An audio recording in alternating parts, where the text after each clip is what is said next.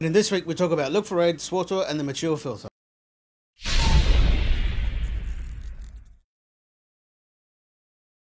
G'day guys and welcome to Warcraft News. Now I'm going to start this video a little bit different. We're going to start it off with a little bit of SWTOR news. Now congratulations to those who have received the email to get the early release and getting a head start on that. I know a few friends have, a few friends haven't got that, so again congratulations. Now what I'm going to do in next week's video is I'm going to give away a copy of SWTOR. Now I'm just going to give you the key so you can download it through your own origin.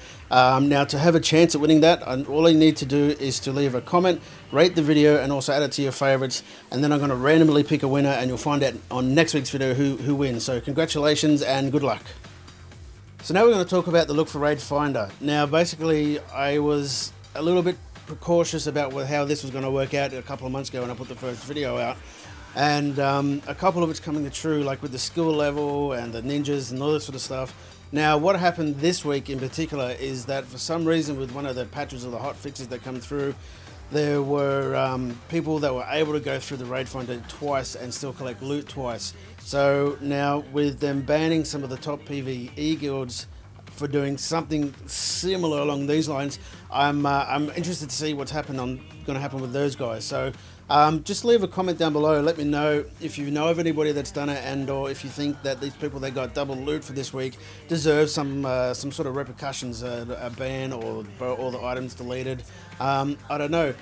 The other thing is if you're in the Look for Raid queue, don't AFK because it's dragging people into the instance. Now what happens there is if you get through, I think it's the first boss there, then you get locked into that instance and it pretty much stuffs you up for the rest of the week. So if you're going to queue, please just make sure that you're not going to go AFK, or if you need to go AFK, like someone turns up to your house, just jump out of the queue, so that'll keep you a bit more safe that way. The other thing I want to talk about the Look for Raid stuff is that Palis couldn't roll for offhands. Now, I don't know of any paladins in the nearly 7 years that I've been playing that actually use an offhand as opposed to a shield. I don't really care about this, but I just thought I'd bring it to your attention. The other thing that's happening is that people are going in there and rolling need for their off-spec, as well as also going there with a couple of their friends and also trying to help them gear up by needing on some of the stuff that their friends need. Now I think that's taking away the good faith coming from the raid, but what can you expect from an MMO? Again, tell me what you think down in the comment below on whether that's right. Do you go into one of these and try and help your friends gear out with potentially your ults or even your main to try and help your friends gear up? I don't know. I know I've done it once or twice, or been involved with it once or twice, so I guess, I don't know. I think I might be a bit of a hypocrite, because if everybody's doing it, then it's going to be unfair. So I'm probably going to stop this. I haven't done it for anybody yet. A couple of my friends have done it, and it's been not too bad. But anyway guys, leave a comment down below, let me know how you sort of think about all this sort of stuff happening with the Look for Raid, and if there's any bugs that you found. Now I was going to go through all of the changes and hot fixes that have gone through this week, but there's just too many and the video would be like 20-30 minutes long, and nobody wants to see that, believe you me. I don't even want to have to edit that long. So there's plenty of websites out there. If you have any questions, send me a message to SWTOR and I will definitely get back to you. For my PvE guys, the Cauldron of Battle, that's where you get your flasks and this sort of stuff from. It has been failing recently. You get onto a certain angle of it and it disappears.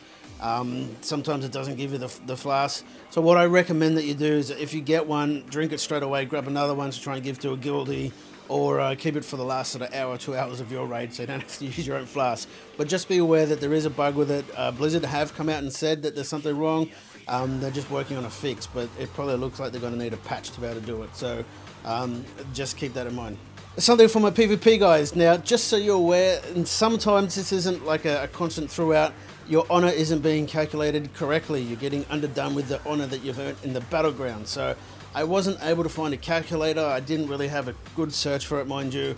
But just if there's a calculator there that you want to try and keep an eye on how much honor you're getting, if you are missing out on any, please just add in a GM ticket, and they've come out and said that they'll fix it up straight away. So that's something to keep an eye out on. It could be a little bit and it could be a lot depending on how many BGs that you do. So if you're on the grind and you're trying to get like a double set maybe, and every bit of honor is very important to you, this is something that you should check out. If you visited the Warcraft site recently, you would have noticed that a whole bunch of stuff is on a massive sale at the moment. You can get the Celestial Steed for $10, the Pandorian Monk for $5, Cataclysm for $20, Lich King for $10, etc, etc, etc. Now if you want to doing a recruiter friend, now is an awesome time to do it because it's super cheap.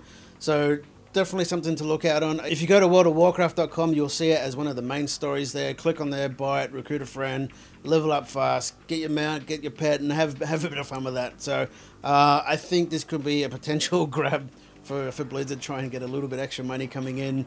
But you know, I think with Star Wars coming out, Guild Wars 2 coming out, a bunch of other games, they might be trying to do a couple more of these things to try and grab in a little bit more. I don't know. Let me know how you think. Blizzard are holding a competition on their Twitter account giving away 100 Diablo 3 beta keys. All you have to do is answer 25 words or less. What will you be doing 1 week before Diablo 3 comes out? Now that's not a comment for down below. There'll be a link in the description to click on to have an email address for you to do that. So if you're good at writing things in short, definitely click on the link below and submit your answer, and good luck. Okay guys, just in regards to the mature language filter, Blizzard have said that they can't fix it inside a hotfix. They have to do it actually with a patch. But there are 2 add-ons that you can get, and the links will be in the description below, which will give you back your swear words, so you can all rejoice and be able to start trolling again. I'd like to thank you everybody for submitting your screenshots. We've had some pearlers coming in this week again. Now remember to send your screenshots to sadatv@gmail.com with the description screenshots, especially if you want to send in 1 or more. Just send in multiple emails. That's completely cool to spam my email with screenshots. So guys, I'd like to thank you for watching, and good luck with your SWTOR key that I'm going to give away in next week's video. And as always guys, stay beautiful.